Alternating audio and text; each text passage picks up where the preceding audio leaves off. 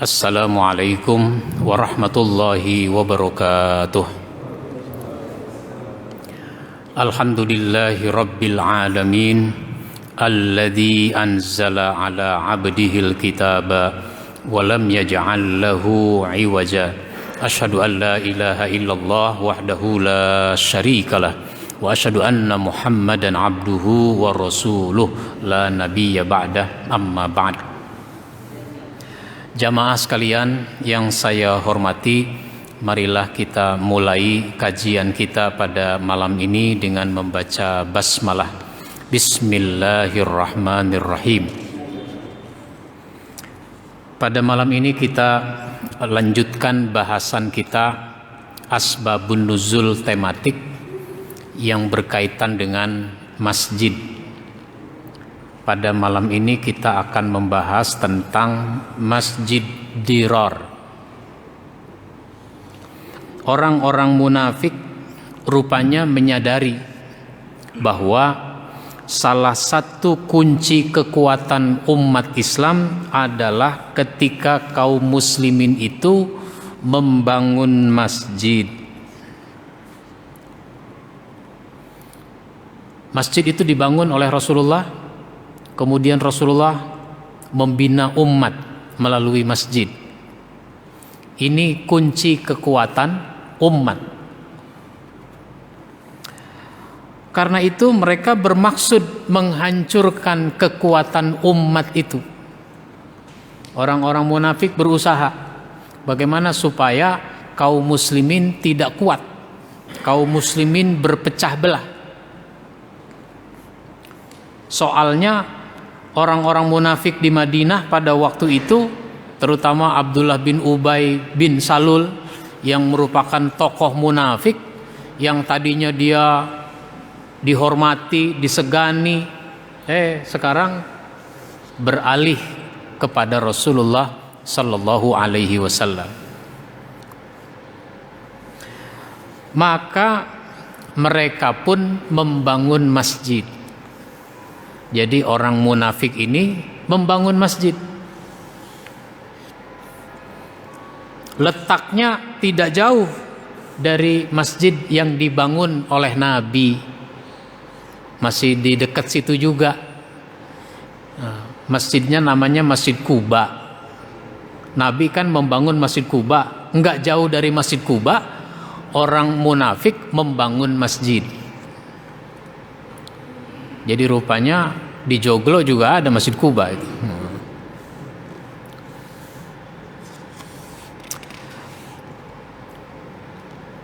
Mereka membangun masjid yang lebih besar, yang lebih bagus. Bahkan untuk menutupi maksud busuknya, mereka menemui Nabi. Kalau bahasa kita, mereka minta agar Nabi meresmikan masjid itu. Ibnu Mardawai meriwayatkan dari Ibnu Ishaq bahwa Ibnu Syihab Az-Zuhri menyebutkan dari Ibnu Ukaimah Al-Laisi dari keponakan Abu Ruham Al-Ghifari bahwa ia mendengar Abu Ruham, salah seorang yang ikut berbaiat di bawah pohon, mengatakan orang-orang yang membangun Masjid Dirar mendatangi Rasulullah ketika beliau bersiap-siap untuk berangkat perang Tabuk. Kata mereka, "Wahai Rasulullah, kami telah membangun masjid bagi orang-orang yang sakit dan miskin, serta tempat bernaung pada malam hari yang dingin dan hujan. Kami ingin engkau mengunjungi dan menunaikan sholat di sana." Kalau bahasa kita minta diresmikan. Sebab Rasulullah itu kalau meresmikan masjid ya sholat. Caranya sholat. Di Betawi, di Jakarta dulu kalau orang meresmikan masjid baru, misalnya dari musola mau dijadikan sebagai masjid, atau memang bangun baru, maka itu peresmiannya pada hari Jumat, sholat Jumat pertama. Nah, itu di masjid itu. Sekarang karena hari Jumat pada kerja, akhirnya peresmian masjid hari apa? Hari Sabtu, hari Minggu. Acaranya jam 9 pagi. Ya udah gunting pita jadinya.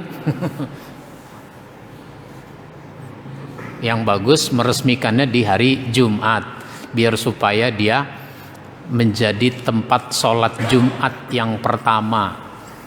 Ya bukan nggak boleh di hari lain, bagus di hari Jumat. Beliau menjawab, aku sedang bersiap hendak pergi. Maksudnya pergi perang Tabuk.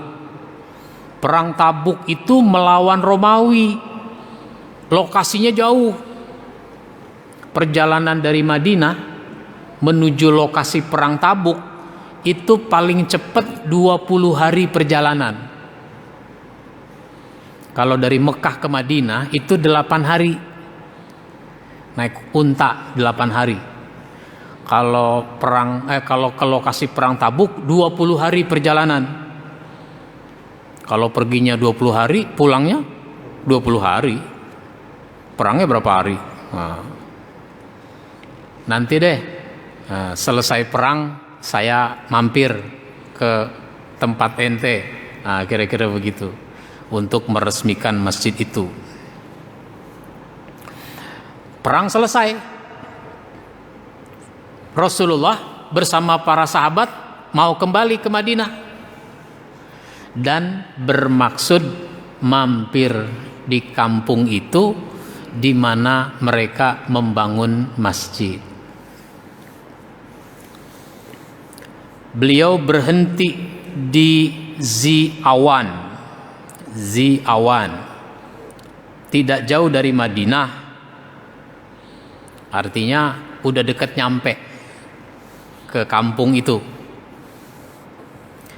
Turun surat At-Taubah, diturunkan oleh Allah surat At-Taubah ayat 107 108. A'udzubillahi minasyaitonir rajim. Kalau At-Taubah nggak pakai bismillah.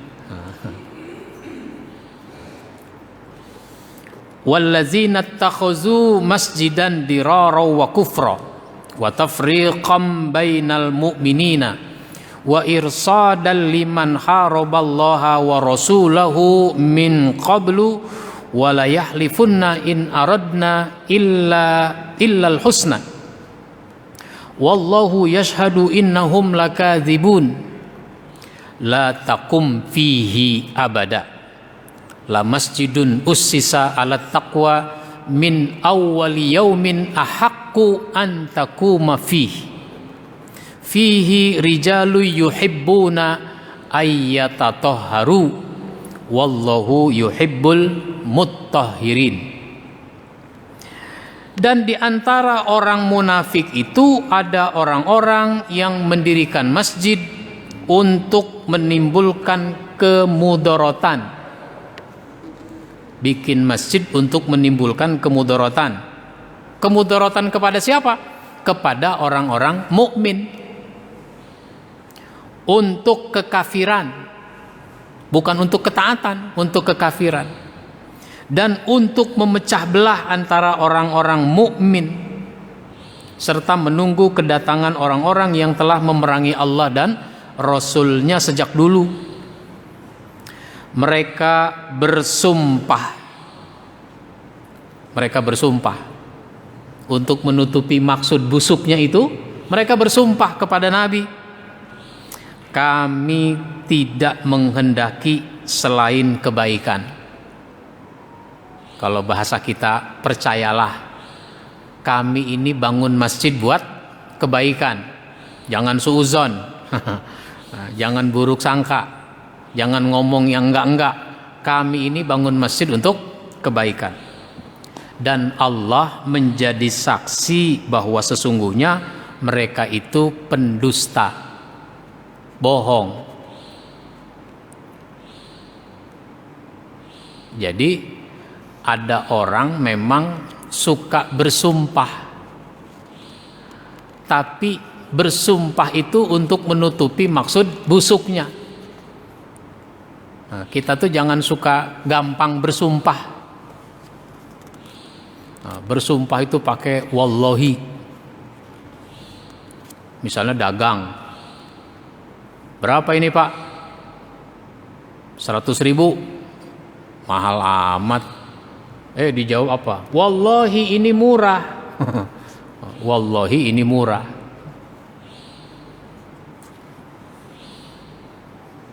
$40 deh. Masa 40? Wallahi tadi ada yang nawar 90 belum saya jual. Wallahi lagi, udah berapa kali sumpah. Allah menjadi saksi bahwa sesungguhnya mereka itu pendusta. Janganlah kamu sholat di situ selamanya. Jadi Nabi dilarang sholat di situ selamanya. Masjid yang didirikan di atas dasar takwa lebih berhak kamu sholat di dalamnya daripada di masjid yang ini, yaitu Masjid Kuba, Masjid Nabawi yang didirikan di atas dasar takwa. Di masjid ini kamu nggak boleh sholat, di Masjid Kuba saja atau di Masjid Nabawi saja, jangan di masjid yang ini. Di dalamnya ada orang-orang yang membersihkan diri, bukan mengotori diri, membersihkan dirinya dari dosa. Dan Allah menyukai orang-orang yang bersih. Allah senang, Allah suka sama orang-orang yang bersih. Setelah turun ayat ini, Rasulullah Shallallahu Alaihi Wasallam tidak jadi datang ke masjid itu guna menunaikan sholat berjamaah sebagai tanda peresmian. Jadi kalau sudah menyangkut prinsip itu tidak boleh ada perasaan nggak enak. Kan kita ini suka basa-basi, lalu nggak enak. Kalau sudah prinsip nggak ada nggak enak. Ya Allah, jangan sekarang kayak ngelarangnya. Nanti saya nggak enak sama dia, udah janji mau meresmikan. Nah gitu. Nah kalau sudah urusan prinsip nggak ada istilah nggak enak. Nggak boleh kamu sholat di situ selamanya, ya sudah nggak jadi. Tapi Rasulullah mengutus 2 orang sahabat. 2 orang sahabat diutus. Masih ingat pengertian sahabat?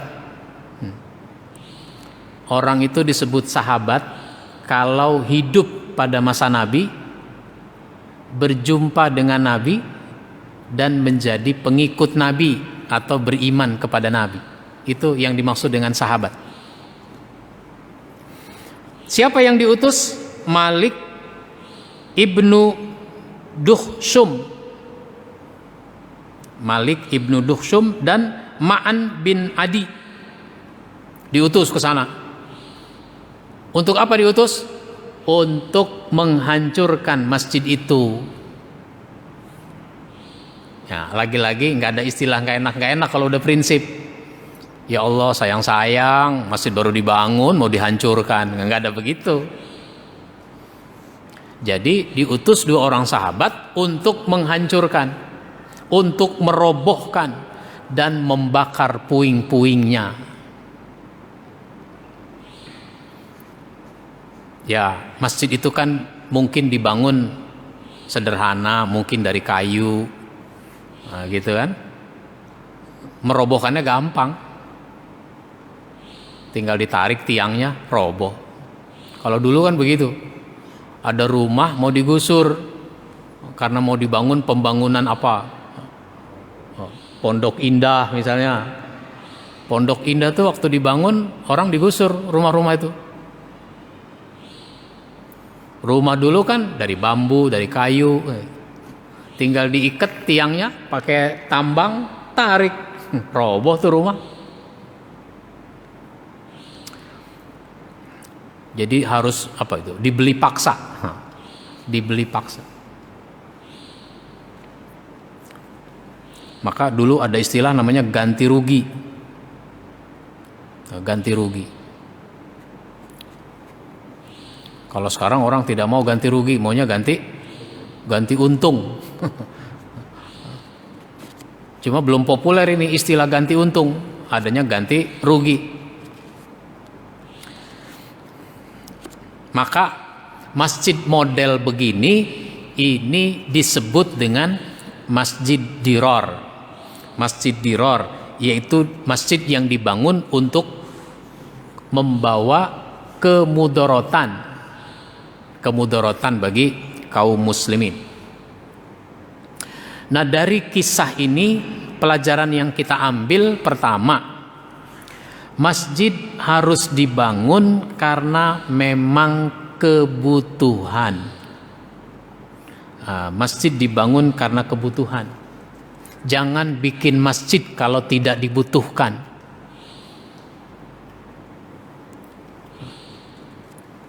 Kenapa dibutuhkan? Ya soalnya penduduk udah makin banyak. Masjid yang ada cukup jauh. Udah gitu nggak ketampung juga di sana. Maka kita bikin masjid lagi di sini. Nah, itu namanya kebutuhan. Soalnya ada orang bikin masjid bukan karena kebutuhan. Karena apa? Karena perbedaan pendapat, ada juga. Bikin masjid karena perbedaan pendapat. Sehingga jaraknya deket-deket. Atau ada orang yang tidak tertampung di masjid itu.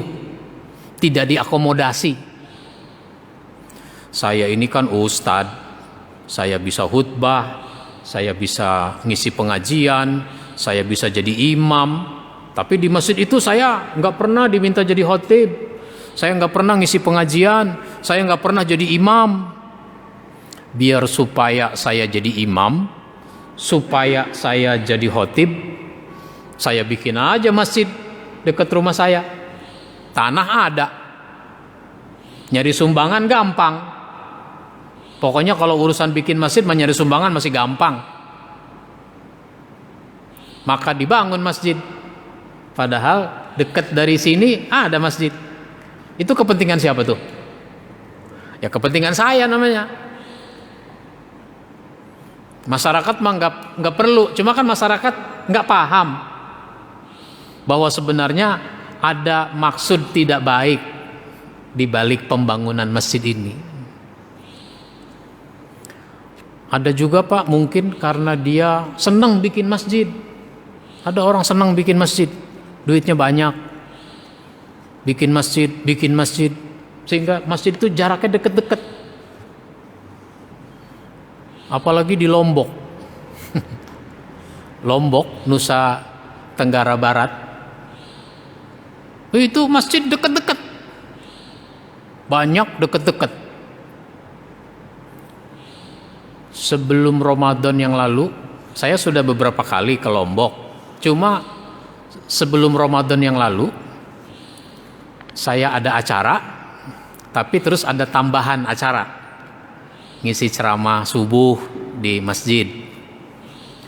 Ternyata saya ngisi ceramah subuh di satu masjid. Ini masjid ngadep kiblat itu kan, di situ jalan tuh persis kayak ini. Di sini jalan, di seberang jalan tuh ada masjid lagi. Bukan jalan raya besar, bukan, jalan kayak begini juga. Jalan jalur 2 jalur gitu mobil. Ini masjid, itu masjid. Terus kalau sholat Jumat bagaimana? Sholat Jumat gantian. Kalau Jumat ini di sini, Jumat besok di situ. Emang kenapa? Ya kalau semuanya ngadain sholat Jumat, siapa jamaahnya? Penduduk tidak begitu banyak, siapa jamaahnya? Itu contoh. Di Lombok tuh yang model begitu banyak. Jadi sholat Jumatnya giliran. di satu kampung sholat Jumatnya giliran. Ya jangan begitu juga menurut saya, tapi karena udah ada begitu ya sudah. Nggak tahu kenapa begitu. Mungkin karena seneng bikin masjid. Soalnya ada hadis Nabi, man bana masjidan banallahu lahu baitan fil jannah. Siapa yang membangun masjid di dunia ini, nanti dia dibangunkan rumah di surga. Pengen dapat rumah di surga, bikin masjid di sini, masjidnya udah ada. Nah, kalau orang-orang Arab bantu bangun masjid itu dia nggak mau sumbangannya digabung-gabung dengan masjid dengan sumbangan orang lain. Nah, di sini kan ada tuh perwakilan-perwakilan dari Kuwait, dari Abu Dhabi misalnya, dari Saudi, untuk bangun masjid. Berapa bikin masjid? Kalau tipe 9x9 sekian, dikasih duitnya. Kalau 10x10 sekian, ada harga-harganya itu. Ya bangun masjid sana. Yang penting tanahnya wakaf. Semuanya dari sini. Nggak mau dicampur-campur sama sumbangan orang lain. Ya mungkin dia nggak mau juga rumah di surga nanti rame-rame, dia nggak mau. Kalau kita kan mungkin rumah di surganya rame-rame. Kenapa? Bikin masjidnya rame-rame. Keramik 100 meter, yang ini 5 meter, yang ini 10 meter gitu. Baik. Jadi bikinlah masjid kalau memang dibutuhkan. Yang kedua, membangun masjid harus didasari pada ketakwaan, bukan karena kekesalan dengan orang lain. Kesel saya sama pengurus masjid, payah pengurus masjid di sini. Saya mau bikin masjid yang bagus, yang maju, bikin lagi masjid. Karena apa? Kecewa sama pengurus. Jangan begitu. Atau karena ketokohan. Nah, itu tadi, saya kan bisa khutbah, saya bisa ceramah, saya bisa jadi imam. Nah, ini kan saya tokoh, masa nggak dihargai di masjid itu? Saya bikin masjid, nah, biar jadi tokoh. Itu karena ketokohan. Atau persaingan. Nah, persaingan. Misalnya ini RW, satu RW. Satu RW itu ada 10 RT. Masjid itu letaknya di RT 5. Nah, di RT 5. Yang RT 8, wah, masa masjidnya di RT 5? Mestinya di RT 8. Akhirnya apa? Orang RT 8 pada bikin masjid lagi. Padahal jaraknya dekat. Persaingan. Atau perbedaan pendapat. Jangan bikin masjid karena perbedaan pendapat. Kita bikin masjid lagi, emang kenapa? Di situ kan azannya 2 kali kalau hari Jumat. Kita kan maunya sekali. Di situ kan kalau subuh nggak kunut, kita kan maunya kunut. Di situ kan kalau taraweh 23, kita kan maunya 11. Gara-gara begituan bikin masjid lagi. Padahal perbedaan-perbedaan begitu itu kan masih bisa ditampung. Masih bisa ditampung. Taraweh ada yang maunya 11, ada yang maunya 23 dengan witir. Ya sudah, kalau begitu kita taraweh aja dulu sama-sama 8 rakaat. Toh yang 23 juga pasti ngelewati 8. Kan gak tiba-tiba 23 kan? 8 dulu kita taraweh sama-sama. Habis taraweh sama-sama, kita adakan ceramah dulu. Nah, ceramah dulu 15 menit. Biar nambah ilmu. Ceramah 15 menit. Habis ceramah 15 menit, sholat witir untuk yang 11. Yang 23 mohon maaf, minggir dulu. Mundur dulu, minggir. Yang 11 witir. Imamnya ganti. Imam witirnya ganti. Karena imam yang tadi mau nerusin sholat sampai 23 nanti. Nah, selesai witir 11 silahkan bubar. Yang 23 ayo lanjutkan lagi. Cocok nggak begitu, Pak? Kata yang 23, enakan dia dong pada pulang duluan. Ya lu kalau mau pulang, pulang aja. Tapi kalau udah mantep, yakin 23 terus. Mau sampai jam 9 kek. Kenapa jadi mikirin pulang? Gitu. Jadi jangan bikin masjid karena perbedaan pendapat. Yang sudah ya sudah. Memang ada perbedaan pendapat itu. Yang sudah ya sudah. Yang nanti jangan diterusin lagi. Yang udah namanya terlanjur. Di Jakarta itu ada karena perbedaan pendapat itu satu RT ada 2 masjid. Satu RT. Lokasinya satu RT. Ya udah terlanjur, ya udahlah. Begitu. Tapi yang nanti-nanti ya jangan.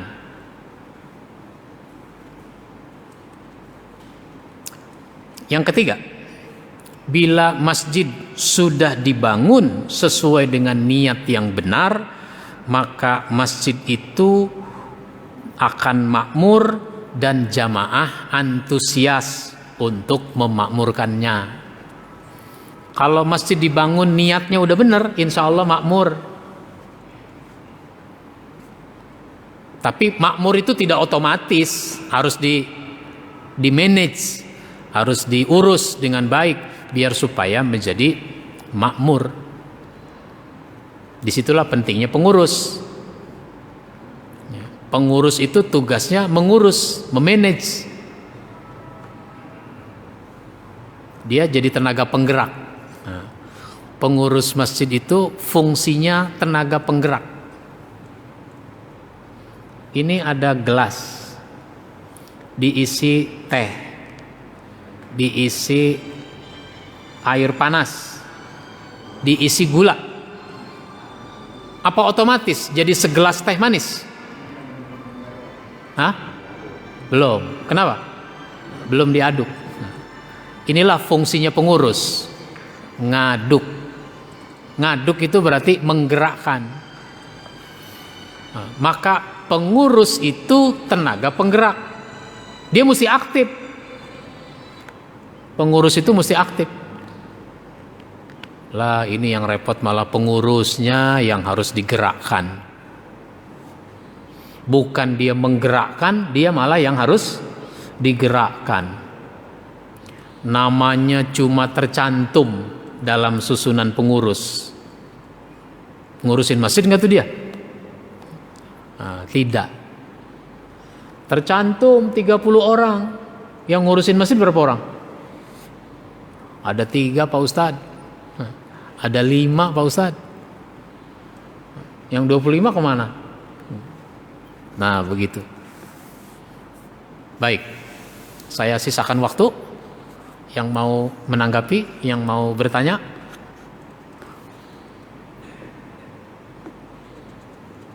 silahkan. Ada?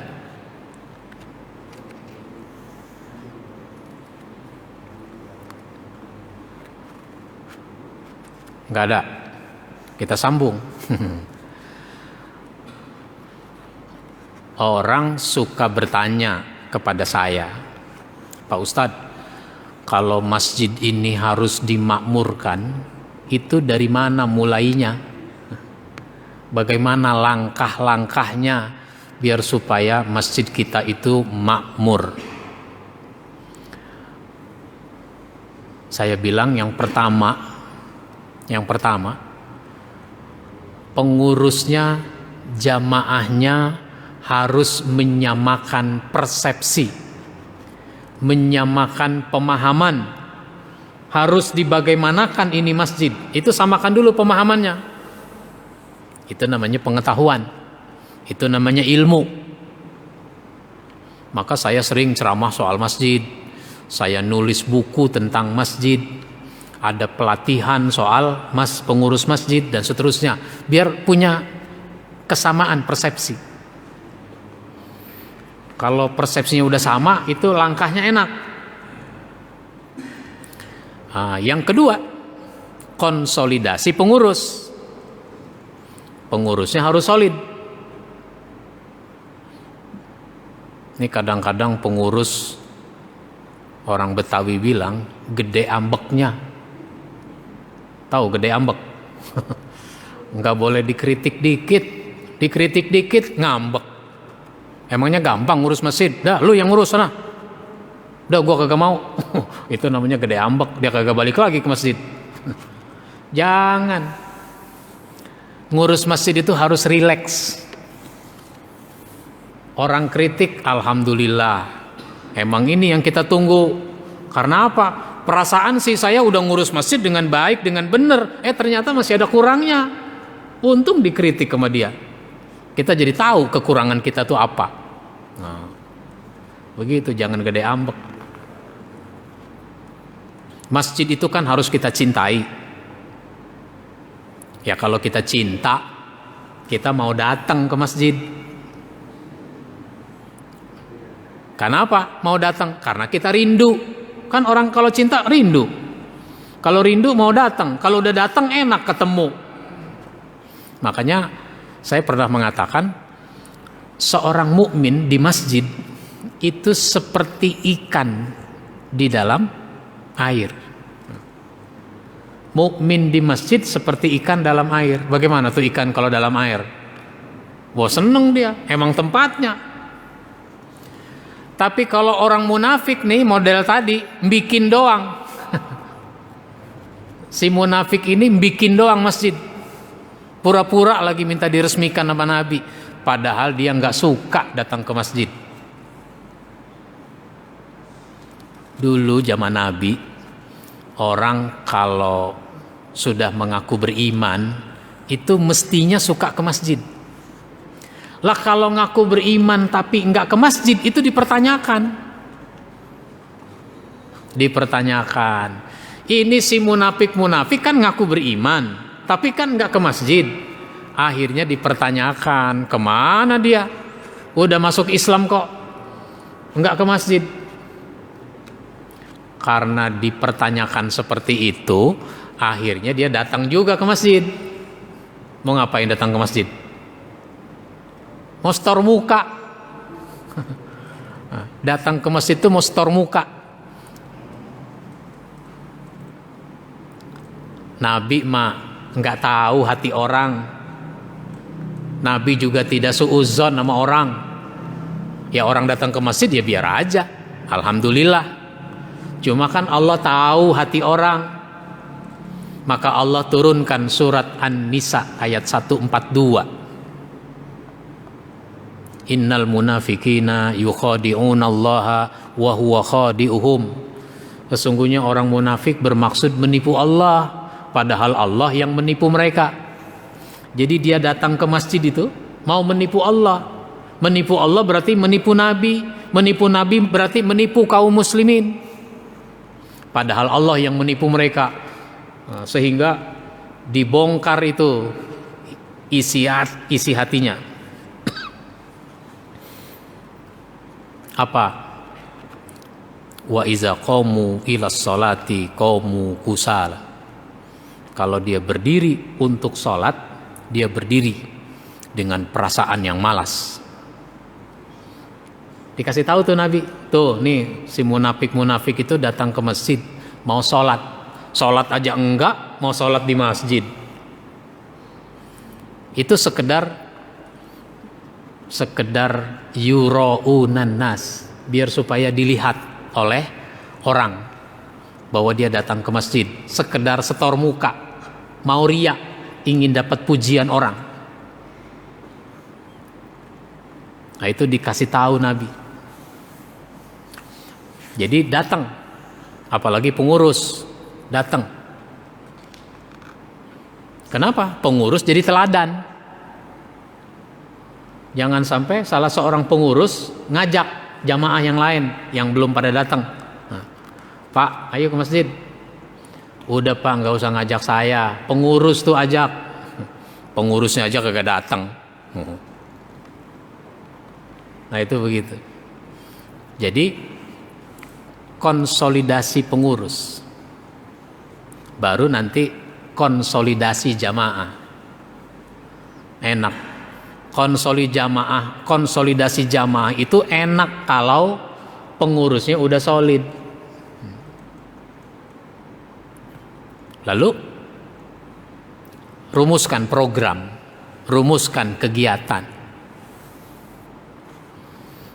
Kegiatan itu ada maunya pengurus, ada maunya jamaah. Itu dipadukan. Makanya pengurus perlu nanya kepada jamaah, Pak, Bu, di masjid enaknya bagaimana kegiatan? Apa yang Bapak Ibu inginkan kegiatan di masjid? Usul.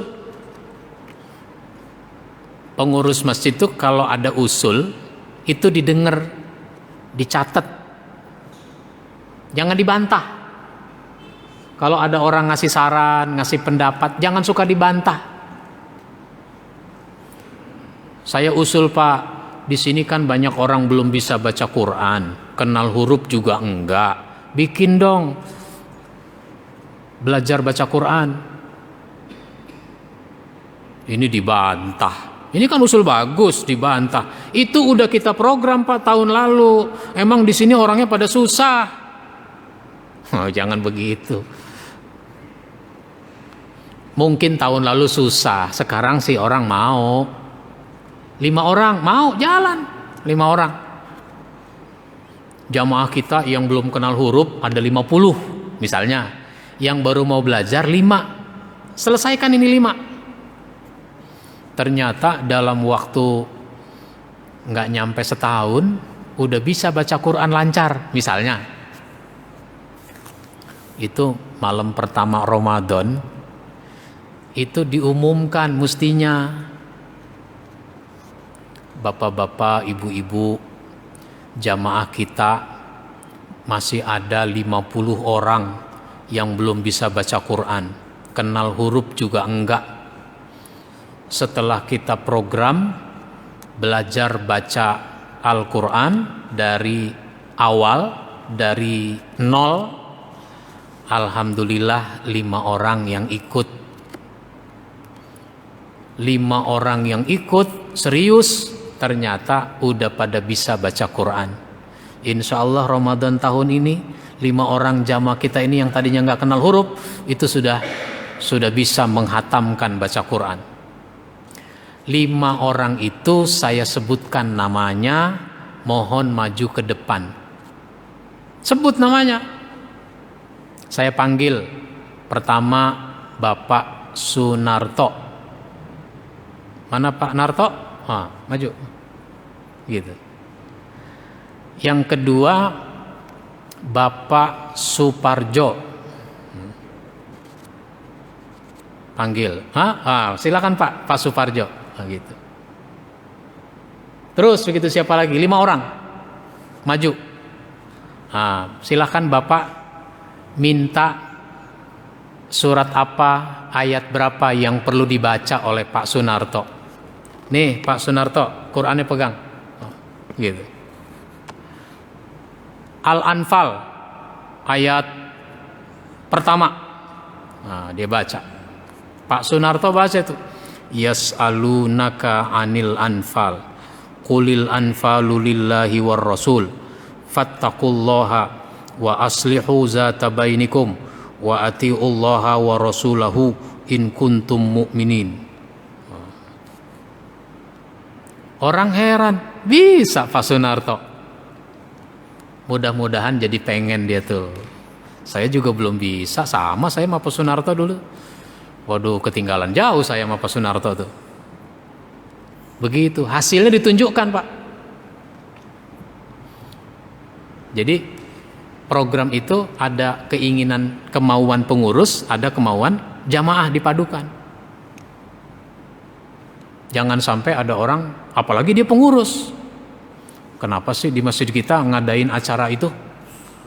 Nggak tahu tuh, saya juga nggak tahu. Itu sih mau-maunya ketua aja. Saya juga sebenarnya nggak setuju. Nah, itu bahaya tuh ngomong begitu.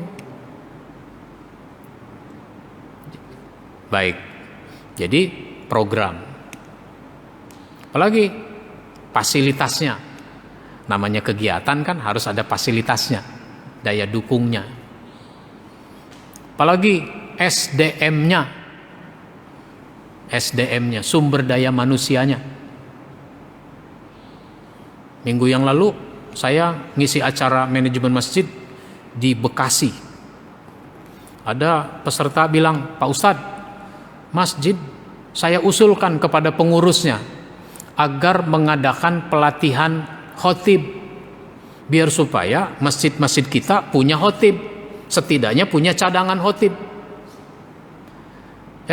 Kata si pengurus, ketua, nggak perlu, kita masih cukup, masih bisa. Emang masih bisa, khotib kan bisa diundang dari mana-mana. Saya bilang, kalau begitu jawaban pengurus masjid, itu namanya pengurus masjid menyepelekan persoalan. Bukan menyederhanakan persoalan, menyepelekan persoalan. Masjid itu mestinya punya khotib. Sehingga selain khotib dari luar, ada khotib dari dalam. Kalau nggak bisa, belajar. Minimal cadangan khotib. Itu udah minimal tuh. Jadi setiap Jumat harus ada cadangan khotib yang siap. Ini kan kadang-kadang ada masjid nggak punya cadangan khotib. Saya ini tiap Jumat berkhutbah. Kalau hari Jumat saya berusaha jam 11 udah nyampe. Jam 11 udah nyampe di masjid itu. Kadang-kadang gak ketemu siapa-siapa Pak, jam 11. Untung masjidnya gak dikunci. Masih bisa masuk saya. Saya wudhu, masuk, sholat sunat, baca Quran. Pernah juga Pak, setengah 12 terima WA atau SMS. Nanya tuh pengurus, Pak Ustadz posisi di mana? Saya udah duduk paling depan, nanya posisi di mana. Jadi jangankan disambut kedatangan khotib, bukan berarti khotib pengen minta disambut, bukan. Udah duduk paling depan masih nanya posisi di mana. Tapi kalau ketemu pengurus, jam 11 nyampe, ketemu pengurus, senang sekali itu Pak. Alhamdulillah Pak Ustadz udah datang. Saya Pak Ustadz, kalau setengah 12 khotib belum juga datang, saya bisa jantungan Pak Ustadz. Ya saya paham. Karena masjid ini nggak ada cadangan, jadi pengurus itu suka tegang. Hari Jumat pengurus suka tegang. Saya kan ngadain kursus dakwah tiap hari Jumat itu, tiap hari Sabtu. Saya ngadain kursus dakwah. Itu pernah ada seorang bapak jadi peserta. Saya tanya, Pak, Bapak tinggal di mana? Disebut nama daerahnya di Jakarta Barat. Jakarta Barat. Kenapa Bapak ikut acara ini? Saya ini pengurus masjid Pak Ustadz. Saya ketua masjid. Tapi kalau hari Jumat saya nggak berani sholat Jumat di masjid saya Pak Ustadz. Loh, kenapa begitu Pak? Saya khawatir khotib nggak datang. Kalau khotib nggak datang, saya ketempuan Pak Ustadz. Saya harus nggantiin. Daripada saya bakal gantiin saya nggak bisa, mendingan saya pergi. Itu namanya lari dari tanggung jawab. Ada nggak yang begitu Pak? Ini yang saya ceritain. Makanya saya mau sampai kapan saya begini? Kata orang kucing-kucingan. Saya mau belajar khutbah ya supaya saya bisa. Sehingga nanti saya hari Jumat sholat di masjid saya itu. Ada sekitar 5 tahun yang lalu kali, 4 tahun yang lalu, saya ngisi pelatihan khotib di Mercu Buana, di masjid kampus Mercu Buana, Nurul Amal ya. Itu diundang masjid-masjid sekitar. Saya nggak tahu di sini diundang apa enggak. Diundang masjid-masjid sekitar. Kan saya nanya atau dia cerita. Kenapa ini ngadain acara begini? Ini pernah masjid nggak jauh dari kampus, ada kejadian hari Jumat khotib nggak datang. Dipastikan khotib nggak datang. Penggantinya nggak ada. Emang kita nggak punya cadangan, di masjid itu nggak ada cadangannya. Akhirnya diumumkan oleh pengurus, khotib tidak datang. Karena itu di masjid ini tidak bisa diselenggarakan ibadah Jumat. Kepada para jamaah dipersilahkan untuk mencari masjid terdekat. Ya orang bubar sedekat-dekatnya masjid. Kalau yang naik motor enak, yang jalan kaki. Pak Lurah datang. Pak Lurah datang. Ada apa ini kok pada bubar? Nggak ada khotib, katanya begitu. Nggak ada khotib. Itu kejadian, Pak. Wah, cerita model-model begini banyak. Saya karena sering mengisi manajemen masjid, banyak sekali ceritanya, macam-macam. Pak, khotib nggak datang, Bapak ya? Masa sih nggak ada? Iya. Saya pulang dulu ya. Mau kemana pulang? Mau ngapain? Ngambil buku khutbah. Ini kan bukan giliran saya nggak bawa catatannya, teksnya.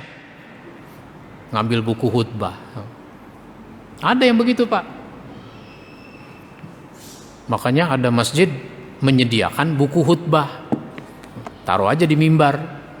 Khotibnya nggak pernah berhalangan, yang nggak ada yang baca tuh. Ini pernah di Pondok Aren. Khotib nggak datang, pengganti nggak ada. Pengurus, Pak, Bapak khutbah ya, khotib nggak datang. Jangan, emang saya bisa. Tawari lagi, enggak bisa. Tawari lagi sebelah kiri, Pak, khotib nggak datang, Bapak ya. Bapak yang sebelah kanan nggak bisa, Bapak aja. Lah kalau dia nggak bisa, apalagi saya. Berapa orang nggak ada yang bisa? Gitu. Yang duduk di saf kedua, nanya dia, karena ini orang ngomong gitu. Ada apa, Pak? Khotib nggak datang. Terus nggak ada pengganti? Nggak ada. Ya udah saya aja.